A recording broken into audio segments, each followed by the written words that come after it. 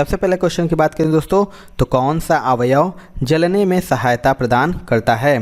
4 option है आपके पास, बताना है इसमें से कौन सा अवयव है जो जलने में सहायता प्रदान करता है। ये मोस्ट इंपॉर्टेंट क्वेश्चन है दोस्तों। राइट आंसर हो जाएगा दोस्तों ऑप्शन नंबर डी यानी ऑक्सीजन। ऑक्सीजन की बात करें तो यह एक ऐसी गैस है दोस्तों जो जलने में सहायक है। कोई भी ज्वलनशील पदार्थ ऑक्सीजन की अनुपस्थिति में नहीं जल सकता है। अगला क्वेश्चन देखते हैं, अल्कोहल में क्या निहित है। आपको बताना है इनमें से अल्कोहल में क्या निहित होता है। तो इसका राइट आंसर हो जाएगा दोस्तों ऑप्शन नंबर बी यानी कार्बन, हाइड्रोजन और ऑक्सीजन। अगर अल्कोहल का जो सामान्य सूत्र की हम बात करें दोस्तों तो होता है CnH2n+1OH। ये अल्कोहल का सामान्य सूत्र होता है। तो इसके द्वारा हम देख सकते हैं कि अल्कोहल में दोस्तों कार्बन भी होता है, हाइड्रोजन भी होता है और ऑक्सीजन के भी तत्व होते हैं। चलिए अगला क्वेश्चन देख लेते हैं दोस्तों, NTP पर किसी गैस के 1 मोल का आयतन होता है। 4 ऑप्शन है आपके पास, बताना है कि NTP पर किसी गैस के 1 मोल का आयतन कितना होता है।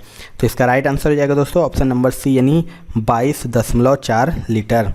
NTP जो कि आवोगाद्रो के नियम के अनुसार हम देखेंगे तो NTP पर प्रत्येक गैसों के 1 मोल का आयतन 22.4 लीटर होता है। अर्थात प्रत्येक गैस के 22.4 लीटर का भार उसके ग्राम अणु के भार के बराबर होता है। अगले क्वेश्चन देखते हैं दोस्तों, एक गैस का रुद्धोष्म दबाव के दौरान उसका तापक्रम। 4 ऑप्शन है आपके पास, बताना है कि एक गैस का जो रुद्धोष्म होता है दबाव के दौरान उसका तापक्रम क्या होता है। तो इसका राइट आंसर हो जाएगा ऑप्शन नंबर डी यानी बढ़ता है। जब हम किसी निकाय में परिवर्तन इस प्रकार होता है कि पूरी प्रक्रिया में निकाय तथा बाह्य वातावरण के बीच ऊष्मा का आदान प्रदान नहीं होता है तो इस प्रक्रम को रुद्धोष्म प्रक्रम कहते हैं। अगला क्वेश्चन है दोस्तों, कार्बन मोनोऑक्साइड की अभिक्रिया 300 डिग्री सेल्सियस पर H2 से कराने पर इनमें से क्या बनती है। आपको बताएं जो कार्बन मोनोऑक्साइड की अभिक्रिया होती है वो 300 डिग्री सेल्सियस पर H2 से कराने पर क्या बनती है। तो इसका राइट आंसर हो जाएगा दोस्तों ऑप्शन नंबर बी यानी मेथेन बन जाता है। कार्बन मोनोऑक्साइड की अभिक्रिया हाइड्रोजन यानी H2 के साथ इस तरह से हम करा सकते हैं। देखिए फार्मूला है दोस्तों CO+3H2। तो इसका जब अभिक्रिया कराएंगे Ni+C 300 डिग्री सेल्सियस पर तो ये हो जाएगा CH4H2O। चलिए अगला क्वेश्चन देख लेते हैं, विद्युत बल्ब में कौन सी गैस प्रयुक्त होती है। मोस्ट इम्पॉर्टेंट क्वेश्चन है दोस्तों। आपको बताना है कि विद्युत बल्ब में कौन सी गैस प्रयुक्त होती है। राइट आंसर बात करें दोस्तों तो इसका राइट आंसर हो जाएगा ऑप्शन नंबर ए यानी नाइट्रोजन। विद्युत बल्ब में दोस्तों टंगस्टन नामक धातु का तंतु लगा होता है जिसको वाष्पन से बचाने के लिए इसमें नाइट्रोजन या आर्गन 2 गैस होता है, नाइट्रोजन और आर्गन जैसी अक्रिय गैस भरा जाता है। चलिए अगला क्वेश्चन देखते हैं, वेल्डिंग उद्योग में निम्नलिखित में से क्या प्रयोग होता है। Most important, very very important भी इसे कह सकते हैं दोस्तों एंड मोस्ट एग्जाम में ये रिपीट हुआ है क्वेश्चन। आपको बताना है कि वेल्डिंग उद्योग में निम्नलिखित में से क्या प्रयोग होता है। तो इसका राइट आंसर हो जाएगा दोस्तों ऑप्शन नंबर सी यानी एसीटिलीन। आपको बता दें कि जो एसिटिलीन का प्रयोग होता है वो वेल्डिंग उद्योग में होता है क्योंकि ऑक्सीजन के साथ जलाने पर इसकी लौ का जो ताप होता है लगभग 4000 डिग्री सेल्सियस तक हो जाता है। चलिए अगला क्वेश्चन देख लेते हैं दोस्तों, कौन सी गैस सिगरेट लाइटर से निकलती है। ये भी मोस्ट इम्पॉर्टेंट है, मैक्सिमम एग्जाम में ये रिपीट होता है क्वेश्चन। आपको बताना है कि इनमें से कौन सी गैस है जो लाइटर से निकलती है। तो इसका राइट आंसर हो जाएगा ऑप्शन नंबर ए यानी ब्यूटेन। सिगरेट के लाइटर में LPG गैस भरी जाती है जिसमें ब्यूटेन की मात्रा अधिकतम होती है दोस्तों। अगला क्वेश्चन देखते हैं, अक्रिय गैस परमाणुओं के सबसे बाहरी कक्ष में कितने इलेक्ट्रॉन होते हैं। आपको बताना है जो अक्रिय गैस होता है उसके परमाणु के सबसे बाहरी कक्ष में कितने इलेक्ट्रॉन होते हैं। तो इसका राइट आंसर हो जाएगा ऑप्शन नंबर सी यानी 8। आपको बता दें हीलियम को छोड़कर शेष सभी अक्रिय गैसों की बाहरी कक्षा में 8 इलेक्ट्रॉन होते हैं, अर्थात इन तत्वों के परमाणुओं में उपस्थित सभी उपकोष पूर्णतया भरे होते हैं। इसी कारण ये तत्व अभिक्रियाशील होते हैं। चलिए अगला क्वेश्चन देख लेते हैं दोस्तों। निम्न में से कौन सी अक्रिय गैस नहीं है? आपको बताना है कि इनमें से कौन सी गैस अक्रिय नहीं है। तो इसका राइट आंसर हो जाएगा ऑप्शन नंबर ए यानी ब्रोमीन। प्रकृति में 6 अक्रिय गैस हैं दोस्तों। कौन कौन से हैं? जिन्हें आवर्त सारणी में शून्य वर्ग में रखते हैं। तो आपको बता दें कौन कौन से हैं। तो हीलियम हो गया, नियॉन हो गया, आर्गन हो गया, क्रिप्टॉन हो गया, जेनॉन हो गया और रेडॉन। ब्रोमीन जो कि वस्तुतः हैलोजन वर्ग यानी 7वें वर्ग का एक तत्व है। दोस्तों यदि आप रेलवे ग्रुप डी एग्जामिनेशन 2022 के लिए तैयारी कर रहे हैं तो आपके लिए बहुत सारे बुक्स मैं लाया हूं जो बहुत ज्यादा इंपॉर्टेंट है और आपको ले लेना चाहिए। दोस्तों मैथ का मैंने 500 क्वेश्चन रेडी किया है। Guess paper super guess question है सारे के सारे विद कंप्लीट सोल्यूशन और ट्रिक के साथ दोस्तों इसे बनाया गया है specially for railway group D examination 2022। एकदम आपको 500 के 500 क्वेश्चन को प्रैक्टिस करके जाना है एग्जामिनेशन में।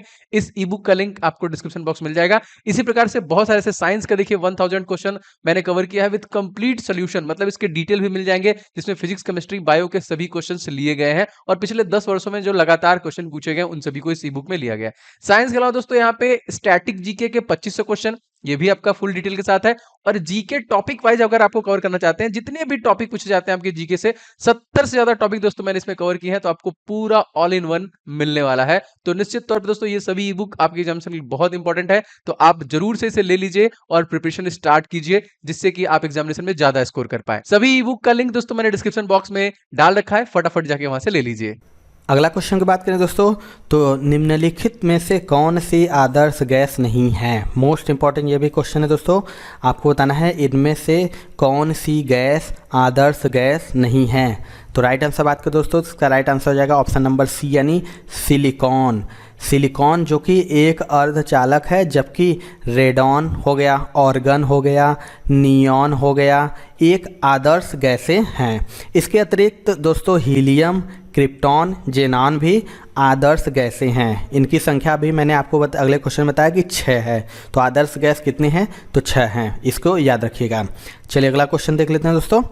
निम्नलिखित में से कौन सी गैस चूने के पानी को सफ़ेद बनाती है? ये भी most important and most repeated question है दोस्तों। मैक्सिमम एग्जाम में पूछता है। आपको बताना है कि इनमें से कौन सी गैस है जो चूने के पानी को सफ़ेद बनाती है। तो इसका राइट आंसर हो जाएगा दोस्तों ऑप्शन नंबर सी यानी क्लोरीन। क्लोरीन जब चूने के पानी में कार्बन डाइऑक्साइड गैस गुजारी जाती है तो कैल्शियम कार्बोनेट बनने के कारण चूने का पानी दुधिया हो जाता है। चलिए अगला क्वेश्चन देखते हैं दोस्तों।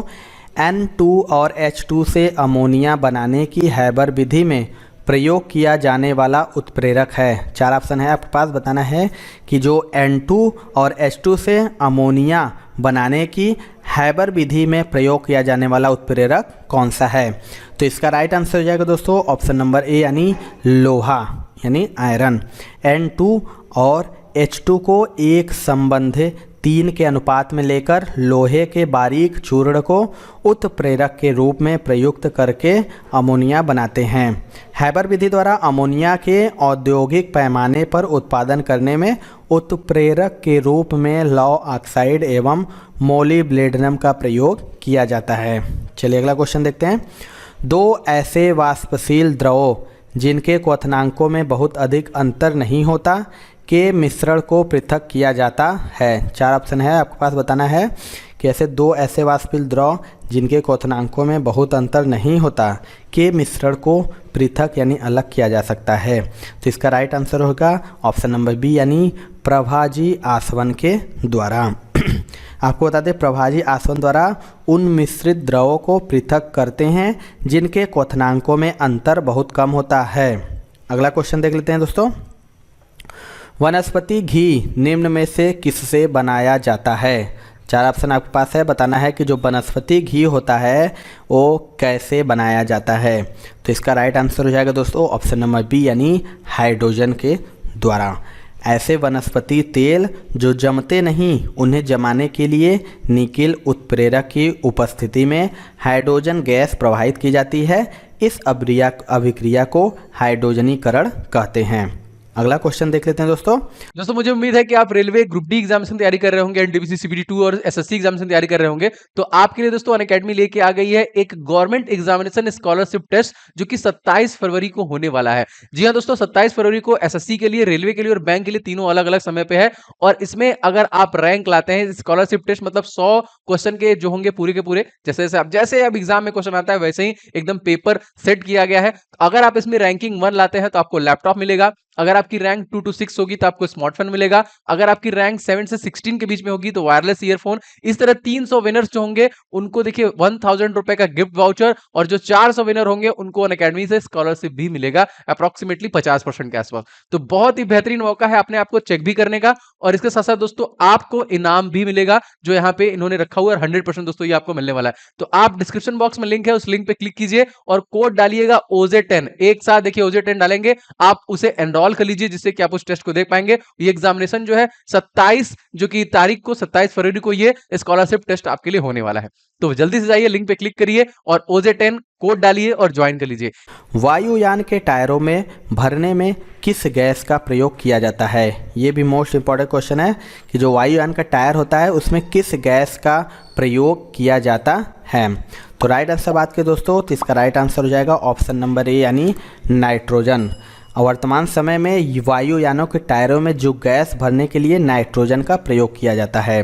नाइट्रोजन जो कि एक अक्रिय गैस है जो टायरों के घर्षण के बावजूद उन्हें ठंडा रखने, उनकी बेहतर सुरक्षा, ऑक्सीकरण से रक्षा कर ईंधन अर्थ प्रबंधन को बेहतर करता है। चलिए अगला क्वेश्चन देख लेते हैं दोस्तों। जब एक हवा भरा हुआ टायर फटता है तब निकलने वाली हवा, 4 ऑप्शन है आपके पास, बताना है कि जब एक भरा हुआ टायर फट जाता है तब निकलने वाली हवा कैसी होती है। ये भी मोस्ट इम्पॉर्टेंट क्वेश्चन है दोस्तों। तो इसका राइट आंसर हो जाएगा ऑप्शन नंबर डी यानी ठंडी हो जाएगी। जब हवा भरा हुआ टायर फट जाता है तब उसमें अचानक फैलाव होता है। इस अचानक फैलाव के कारण हवा बाहर से ऊष्मा नहीं पाती है और इस प्रसार के लिए आवश्यक ऊर्जा अपनी आंतरिक ऊर्जा से ही प्राप्त करती है, जिससे उसकी आंतरिक ऊर्जा घट जाती है और उसका ताप गिर जाता है, अर्थात वह ठंडी हो जाती है। अगला क्वेश्चन देख लेते हैं दोस्तों। ग्रीन हाउस प्रभाव में पृथ्वी के वातावरण का गर्म होना किसके कारण से होता है? 4 ऑप्शन है आपके पास, बताना है जो ग्रीन हाउस प्रभाव में पृथ्वी के वातावरण का गर्म होना किसके कारणों से होता है। राइट आंसर हो जाएगा ऑप्शन नंबर ए यानी इंफ्रारेड किरणें। जो इंफ्रारेड किरणें होती है अपने ऊष्मीय प्रभाव के लिए ही मुख्यतः जानी जाती हैं। इनके कारण ही पृथ्वी का वातावरण गर्म होता है। कार्बन डाइऑक्साइड गैस लघु तरंग दैर्ध्य की इंफ्रारेड को पृथ्वी पर आने देती हैं, परंतु पृथ्वी से जाने वाली दीर्घ तरंग दैर्ध्य की इंफ्रारेड किरणों को अवशोषित कर लेती है, जिससे पृथ्वी का वातावरण गर्म होता है और ग्रीन हाउस प्रभाव को उत्पन्न करता है। चलिए अगला क्वेश्चन देख लेते हैं दोस्तों। ग्रीन हाउस प्रभाव के लिए उत्तरदायी है, ये भी वेरी वेरी इंपॉर्टेंट क्वेश्चन और मोस्ट रिपीटेड क्वेश्चन है दोस्तों। मैक्सिमम एग्जाम में क्वेश्चन पूछता है कि ग्रीन हाउस प्रभाव के लिए उत्तरदायी गैस कौन सी है। 4 ऑप्शन है आपके पास, बताना है इनमें से इसका राइट आंसर क्या होगा। तो इसका राइट आंसर हो जाएगा दोस्तों ऑप्शन नंबर ए यानी कार्बन डाइऑक्साइड। वायुमंडल में स्थित कुछ प्रमुख गैसें लघु तरंग दैर्ध्य वाली सौर विकिरणों को पृथ्वी के धरातल तक आने देती हैं, परंतु पृथ्वी से निकलने वाली दीर्घ तरंगी विकिरणों को अवशोषित कर लेती है। इस कारण वायुमंडल पृथ्वी के औसत तापमान को 35 डिग्री सेल्सियस के आसपास बनाए रखना है। इस घटना को ही हरित गृह प्रभाव कहते हैं। अगला क्वेश्चन देख लेते हैं दोस्तों। गैस के विसरण की दर इनमें से क्या होगा? जो गैस का विसरण की दर इनमें से क्या होगा? तो इसका राइट आंसर हो जाएगा ऑप्शन नंबर डी यानी अणु भार के वर्गमूल के व्युत्क्रमानुपाती होती है। आपको बता दें कि किसी गैस के विसरण की दर उसके अणु भार के वर्गमूल के व्युत्क्रमानुपाती होती है। अगला क्वेश्चन देख लेते हैं दोस्तों। सोडा वाटर बनाने के लिए कौन सी गैस प्रयोग की जाती है? ये भी most important and most repeated question है दोस्तों। आपको बताना है इनमें से कौन सी गैस सोडा वाटर बनाने में प्रयोग की जाती है। तो इसका राइट आंसर हो जाएगा दोस्तों ऑप्शन नंबर सी यानी CO2। इसको बनाने में CO2 गैस का प्रयोग किया जाता है। सोडा वाटर के बनाने की विधि सर्वप्रथम जोसेफ प्रिस्टले ने खोजी थी। जल के साथ कार्बन डाइऑक्साइड जब मिल जाती है तो उसको सोडा वाटर कहते हैं। अगला क्वेश्चन देखते हैं दोस्तों, अश्रु गैस का रासायनिक नाम क्या है? आपको बताना है इनमें से जो अश्रु गैस होता है उसका रासायनिक नाम क्या है। तो इसका राइट आंसर हो जाएगा दोस्तों ऑप्शन नंबर बी यानी क्लोरोएसीटोफिनोन अश्रु गैस का रासायनिक नाम है। यह गैस आँख की ऊपरी सतह पर उपस्थित लैक्रिमल ग्रंथियों को उत्तेजित कर अश्रु का बहाव तेज कर देती है। यह दंगों के दौरान व्यक्तियों को तितर बितर करने में भी प्रयुक्त किया जाता है। चलिए अगला क्वेश्चन देखते हैं दोस्तों, निम्न में से एक परमाणविक गैस है। चार में से आपको बताना है इनमें से कौन एक परमाणविक गैस है। तो इसका राइट आंसर हो जाएगा ऑप्शन नंबर डी यानी हीलियम, जो कि एक परमाणविक गैस है। हीलियम जो कि एक रंगहीन, गंधहीन, स्वादहीन, अक्रिय और एक परमाणविक गैस है। अगला क्वेश्चन देख लेते हैं दोस्तों, क्लोरोफार्म बनाने के लिए निम्नलिखित में से क्या उपयोग में लाया जाता है? चार ऑप्शन आपके पास बताना है इनमें से किसका उपयोग क्लोरोफार्म बनाने में किया जाता है। तो इसका राइट आंसर हो जाएगा ऑप्शन नंबर बी यानी मेथेन। क्लोरोफार्म जिसका फार्मूला होता है CHCl3। क्लोरीन और क्लोरोमीथेन या मीथेन के साथ 400 से 500 डिग्री सेल्सियस गर्म करके बनाया जाता है। यह ऑपरेशन के समय निश्चेतक के रूप में प्रयोग किया जाता है। अगला क्वेश्चन देख लेते हैं, निम्नलिखित में से किसका विस्तृत रूप से बेहोश करने में प्रयोग होता है? अभी अभी आपको मैंने बताया है, आपको बताना है कि इसमें से किसका प्रयोग बेहोश करने में होता है। तो इसका राइट आंसर हो जाएगा ऑप्शन नंबर डी यानी क्लोरोफॉर्म का। क्लोरोफॉर्म का एक कार्बनिक यौगिक है जिसका विस्तृत रूप से बेहोश करने में प्रयोग होता है। तो ये थी दोस्तों आज की वीडियो। आपको वीडियो कैसा लगा कमेंट सेक्शन में जरूर बताइएगा। वीडियो पसंद आया हो दोस्तों तो एक लाइक जरूर करके जाइएगा, क्योंकि आपके लाइक से हमें मोटिवेशन मिलता है कि आपको वीडियो पसंद आ रही है। और हमारे चैनल पर नए होंगे दोस्तों तो चैनल को सब्सक्राइब करके बेल आइकन जरूर दबा लीजिएगा, जिससे कि हम कोई वीडियो डालेंगे उसका नोटिफिकेशन आपको ज़रूर मिलेगा, क्योंकि हम करा रहे हैं लगातार आने वाले ग्रुप डी एग्ज़ाम की तैयारी। तो मिलते हैं दोस्तों अपने अगले वीडियो में, तब तक के लिए जय हिंद जय भारत।